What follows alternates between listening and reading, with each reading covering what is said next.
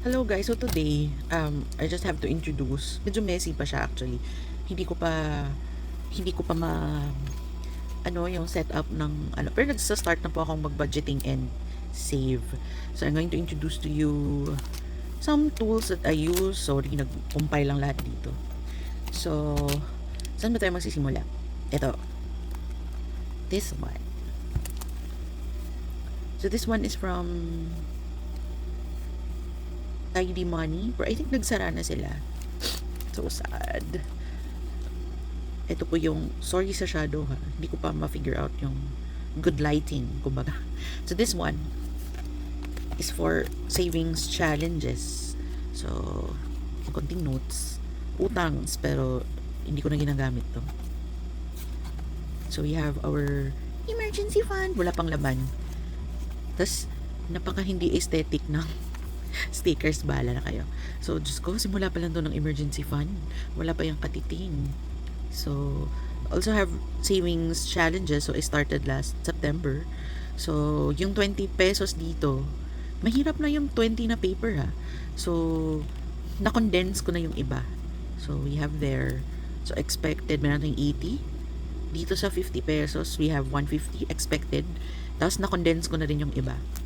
Para hindi siya bulky.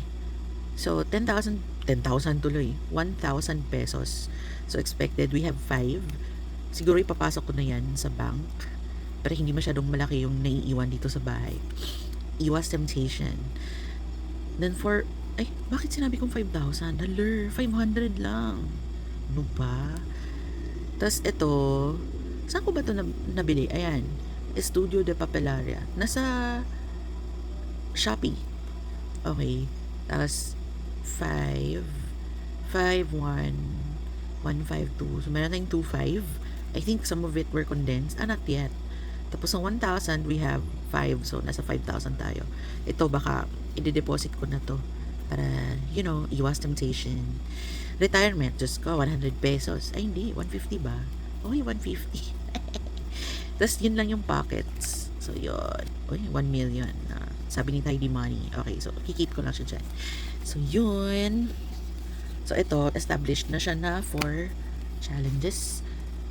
Ito, yung malaking ano yun? Mugi, mami. Mugi. Ayan. Ayan. Maganda kasi yung leather niya. It's PU leather, I think. Yeah. So, this one, parang sinking funds. So, actually, wala akong car, but I want to save up for a car. Just go 150 pa lang. Entertainment, negative na to. Ubus na ubus. Kasi nag-request yung parents ko for a concert. So, doon na punta. Yung tights, ilang linggo na po ako hindi nakapagsimba.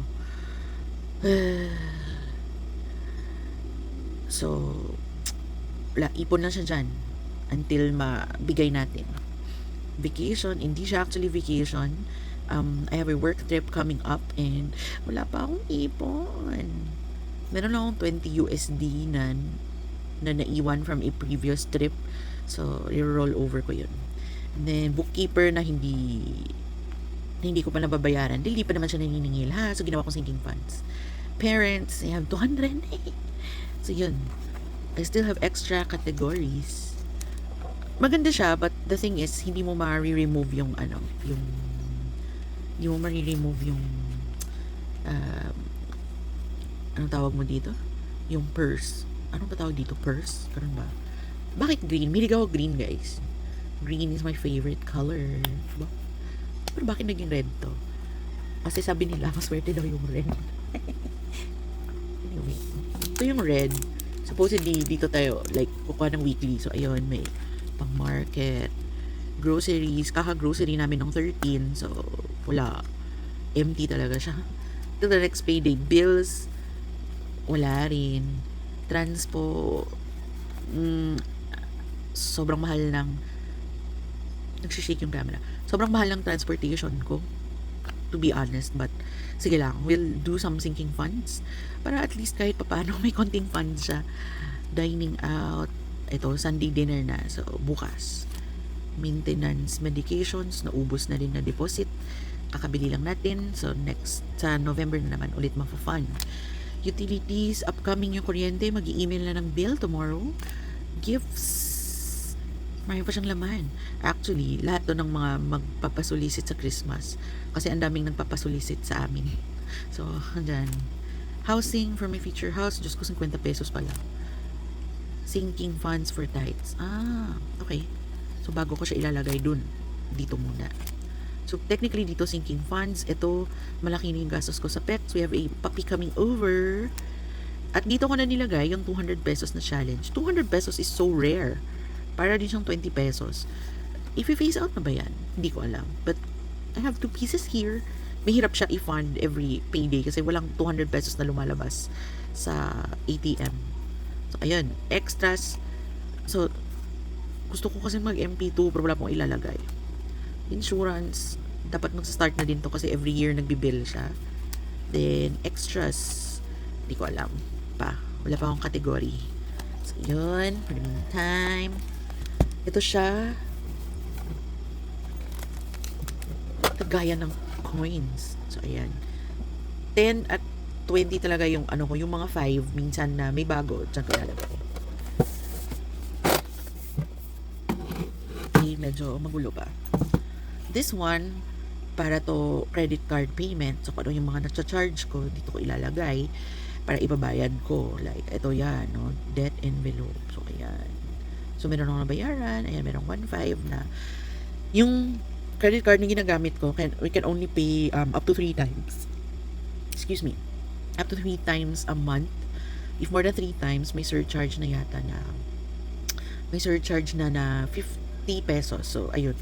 This is for the third payment.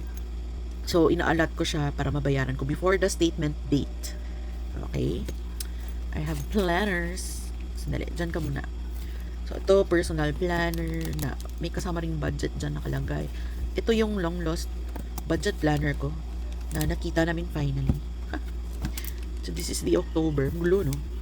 So, yung green na bayaran, yung pink, yung income yata. Oo, yung green bills, tapos yung negative, yun yung mga ano. Anyway, tingnan nyo, hindi pa to organized. Kasi, tingnan nyo, gulo-gulo, no?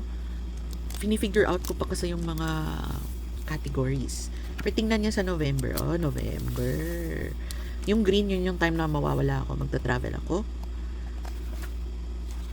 Ayan, meron ng goals. So, pay erasures pa naman din. Pero at least, diba, mas malinis na siya than the previous. So, ayan. I'm going to use this up. Tapos, meron ako naka-backup na planner. Oh, naka-backup. Ganun. Tapos, ito yung debt tracker. So, lumaki yung outstanding from 223 naging 262. Ang dami kong na-swipe. So, dapat kayod tayo para mabayaran. Then, ito, bumaba na from 121 to 115. Tapos, yan, SPay later, sold na yan. Yung G-credit coming up. Yung mga S-loan ko, sa time nagipit ako, merong gagraduate sa November at December. Yes! Tapos ito, nagkamaya credit ako last time. So, ayun, nabayaran naman. Ay, nabayaran na to. So, yun, wala na yan. Previous ano to. So, ito yung pang araw-araw ko na wallet. Wala na yata itong laman. Walang laman. Ay, meron 50. Mamiya na ako mag-unstuff. Hindi pa ako. Nakakahiya.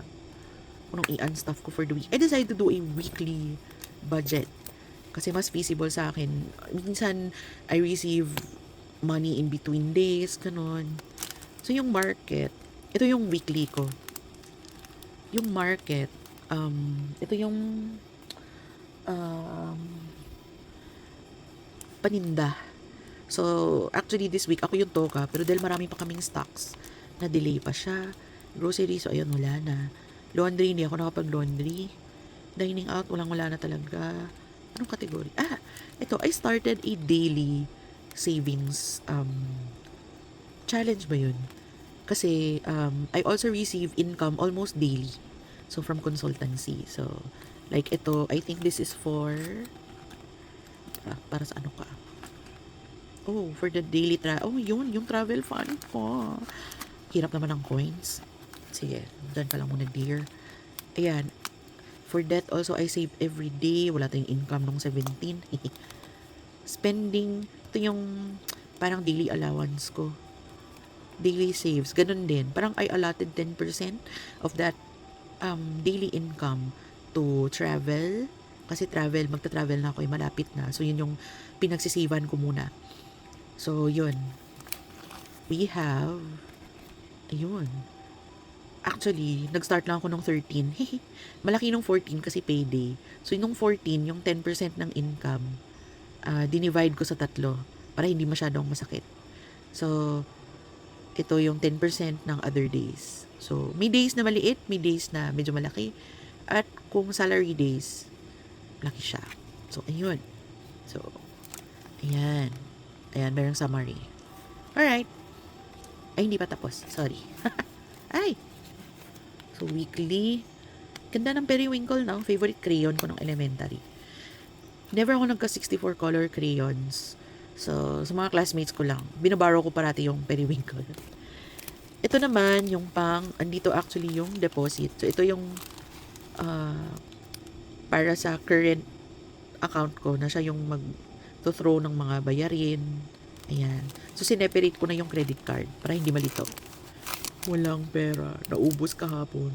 Kasi daming events. Fiesta ngayon sa amin. So, yun. Nag-dine out. Nanood ng kung ano-ano. Anyway. Kung matatapos na tong black na planner, I will use this planner. I bought this in Shopee. Excited na ako. So, in the future, dyan ka lang muna. Ito rin, weekly planner din. Baka sa clinic ko to ilalagay. Hindi ko alam. So, I got this from ano nga yung damn Flying Tiger. Ang hirap.